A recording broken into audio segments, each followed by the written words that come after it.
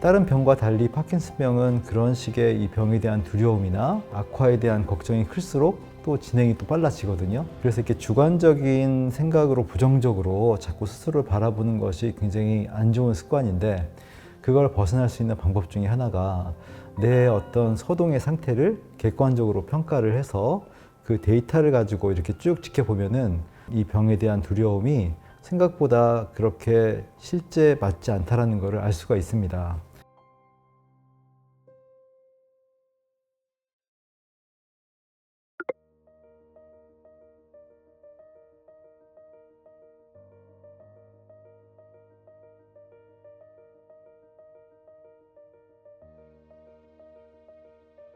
서동이 이제 진행이 되는 걸 가지고서 병의 어떤 진행 상태, 병의 단계를 평가하는데요. 병의 특성상 이게 변동이 큽니다. 날씨나 몸 컨디션이나 뭐 전날 수면 상태나 이런 거에 의해서 변동이 큰데, 내가 좀 상태가 안 좋아서 오늘따라 증상이 심할 때 이제 그것 때문에 더 낙심을 하고, 그래서 내가 더 나빠진다는 그런 어떤 생각이 휩싸이는 그런 경우가 많은데, 다른 병과 달리 파킨슨병은 그런 식의 이 병에 대한 두려움이나 악화에 대한 걱정이 클수록 또 진행이 또 빨라지거든요. 그래서 이렇게 주관적인 생각으로 부정적으로 자꾸 스스로를 바라보는 것이 굉장히 안 좋은 습관인데, 그걸 벗어날 수 있는 방법 중에 하나가 내 어떤 서동의 상태를 객관적으로 평가를 해서 그 데이터를 가지고 이렇게 쭉 지켜보면은 이 병에 대한 두려움이 생각보다 그렇게 실제 맞지 않다라는 것을 알 수가 있습니다. 객관적으로 수치화된 그런 어떤 동작 평가 검사를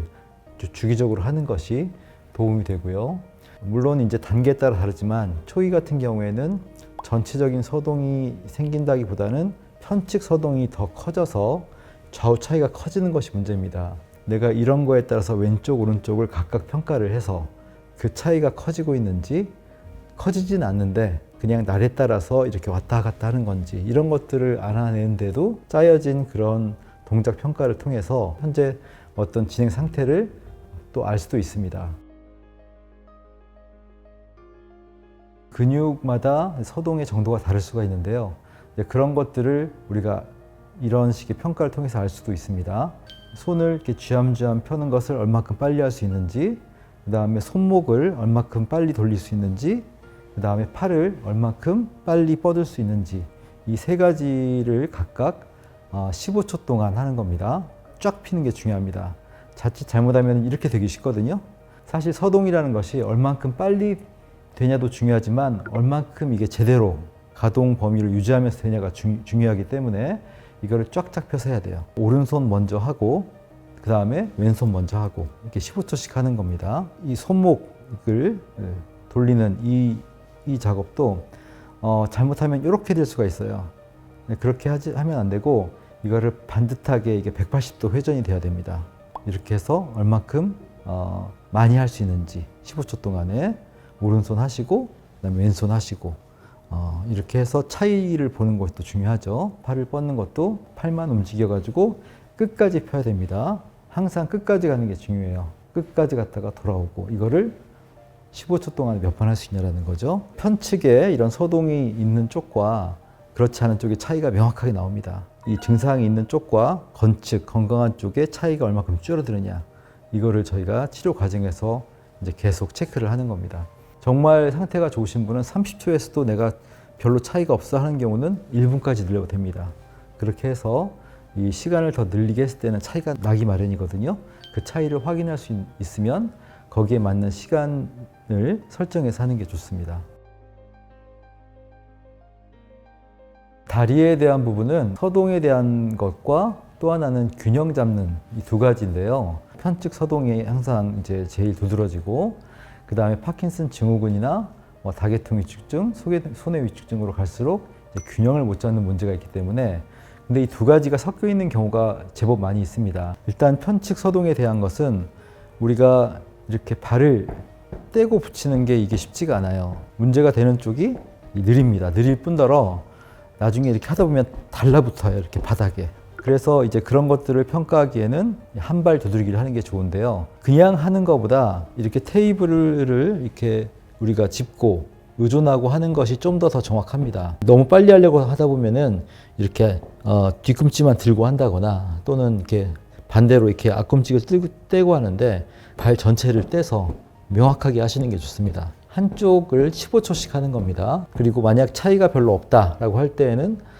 상태가 좋은 편에 속하는 건데 그럴 때는 30초씩 늘려서 하는 겁니다. 또 한 가지는 말씀드린 것처럼 균형장애에 대한 평가인데요. 한 발로 서는 건데 이게 이제 생각보다 이 증후군 쪽이나 이런 다계통 위축, 손 위축 같은 경우는 사실은 뭐 10초를 넘기기가 어렵거든요. 상태가 많이 안 좋은 분들은 이렇게 양 손바닥을 짚고 이렇게 해서 얼마나 오랫동안 버틸 수 있는지 시계를 보면서 재는 거죠. 한 3분, 4분 이상 어렵지 않게 할 수 있어 라고 생각되는 분들은 난이도를 올리는 겁니다. 그래서 난이도를 올리는 방법은 5손가락을 세워서 이렇게 한 발로 드는 방법이 있고요.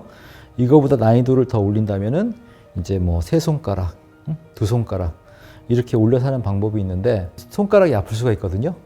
그럴 때는 발을 뗀 상태에서 손을 뗐다가 넘어질 것 같으면 다시 짚고 다시 손을 뗐다가 넘어질 것 같으면 다시 짚고 이거를 하는 거예요.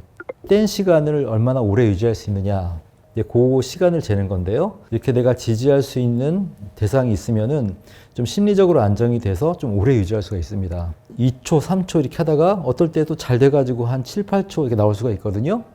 그 가장 높게 나온 수치를 기록하는 겁니다. 그래서 이런 기록들을 이렇게 매일 해나가면서 그 변화를 보는 것이 의미가 있습니다.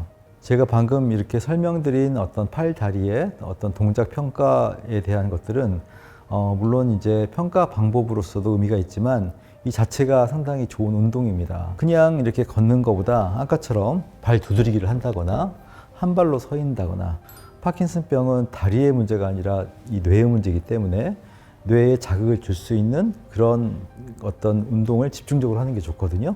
이 자세를 이렇게 유지하는 이런 시간이 굉장히 뇌에는 효과적인 뇌 활성화 운동이라고 생각하시면 됩니다. 가장 이제 일반적인 것 중에 하나가 하지 근력에 대한 평가입니다. 2단계, 3단계, 4단계 요 단계로 갈수록 많은 분들이 이제 하지 무력, 다리에 힘이 없다는 얘기를 많이 하시거든요. 다리의 움직임이 둔해지다 보니까 힘이 없다고 느껴지는 거예요. 또는 다리의 근육이 경직이 되고 경직이 된 만큼 다리 힘을 못 쓰니까 그래서 실제 근육이 빠진 건 아니거든요. 집에서 편히 할 수 있는 걸로 의자에 앉은 상태에서 앉았다 일어서는 그런 것을 반복하는 겁니다. 30초에 몇 번 일어섰다 앉을 수 있는지 최근 한두 달 사이에 급격하게 힘이 빠졌어요 라고 해도 막상 해보면 똑같습니다. 그러니까 그건 느낌으로 그렇게 느끼는 거지 실제 다리 근력이 빠진 건 아니다. 그런 걸 알 수가 있고요. 그거 외에 이제 걸음이 어려우신 분들은 거실에서 왔다 갔다 우리가 항상 일정한 거리를 이렇게 설정한 후에 그 일정한 거리를 갖다 계속 반복해서 왔다 갔다 하는 거죠. 평균을 취해서 실제 어떤 악화가 되고 있는지 유지가 되고 있는지 이런 걸 보는 게 있고 걸음 자체가 이제 독립보행이 어려운 분들은 이제 보행기를 써서 몇 바퀴를 걸을 수 있는지 보행기마저도 못 쓰는 그런 상태인 경우에는 주로 이제 5단계에 해당하는 분들은 기어서라도 가는 무릎을 세울 수도 있고 무릎을 세우지 않을 수도 있고 그건 본인의 상태에 맞게 해서 마찬가지로 그런 왕복 횟수를 재는 거죠.